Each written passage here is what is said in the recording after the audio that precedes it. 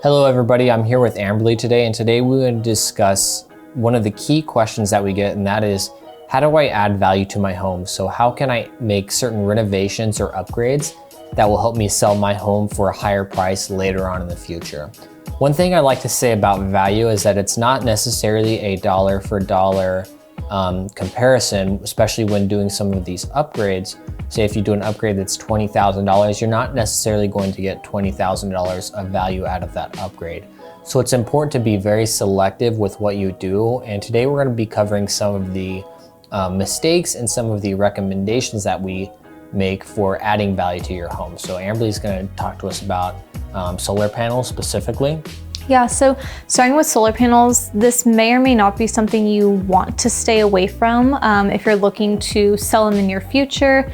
It's not necessarily something you want to add to the house, just because if you think about it, you're taking on a loan for roughly $20,000 to $30,000, putting it on your house, selling a year later.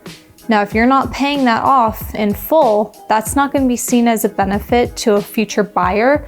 Also, you have to consider things like, is the buyer going to be able to qualify for both the mortgage and the solar payments? Is that going to throw off their debt to income? How are they going to view it? Is that going to be seen as a benefit to them, adding on an extra payment?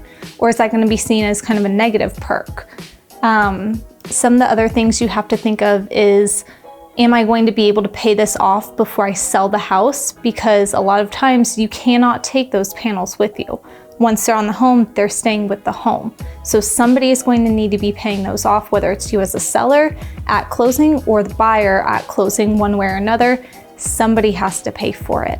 And I think one of the big challenges with solar panels especially is that you'll see when we're selling homes that have solar panels, especially if they're not paid off, which does take a while to pay them off. We've run into challenges like sometimes the loan is not even transferable. So even if you do want to transfer the payments, some of the banks won't allow it. So you need to make sure you check with whatever lender that you're using the solar panels with, if they will allow the loan to transfer. And then also the appraisals, this is one of the big, solar panels definitely do not match dollar for dollar on your home. So if you're gonna have your home for a short time span, say 2 to 3 years, even 5 years, you probably wanna have the solar panels long enough where you can have them paid off and actually start seeing the benefit from the panels.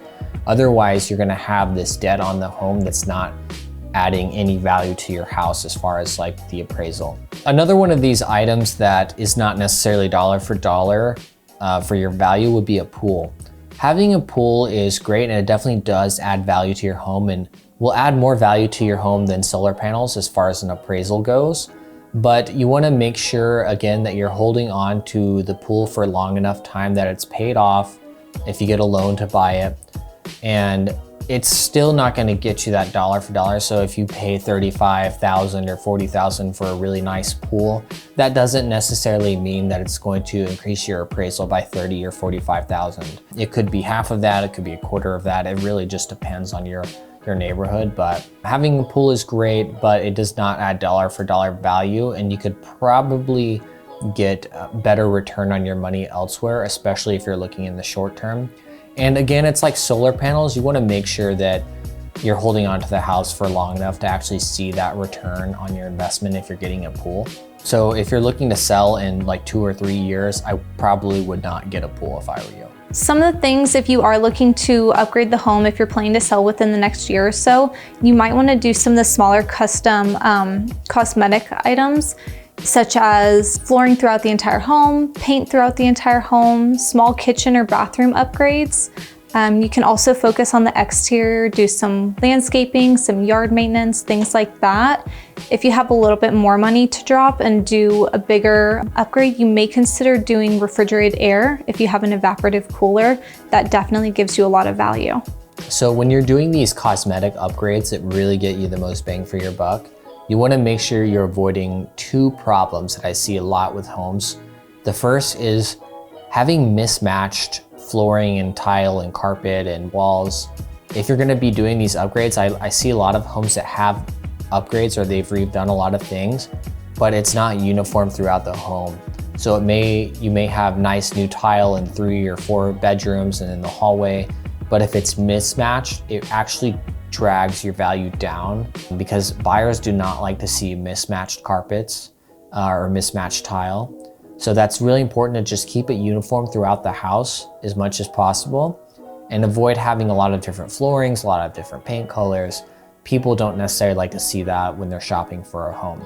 And the second problem to avoid is you can actually overdo it with your renovation sometimes. So you really want to make sure you're staying in par with what's in your area, what's in your neighborhood.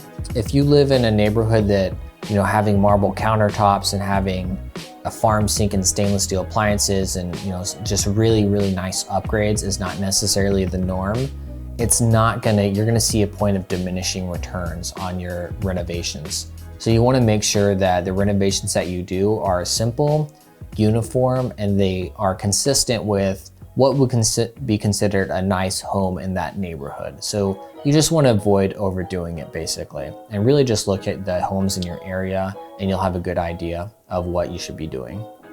If you have any questions about some of the renovations that you should or shouldn't be doing, or you're just a little confused on the direction that you're going, you can always feel free to ask us. This is part of our job. This is part of what we offer to you as agents. If you're planning to sell, you always want to talk to a realtor and get their feedback on what you should or shouldn't do to increase the value of your home before you list. So if you ever have any questions, feel free to reach out at any time. Thank you for watching, and if you like the content, please subscribe, and if you need a recommendation here or for another realtor in a different city, please feel free to reach out to us.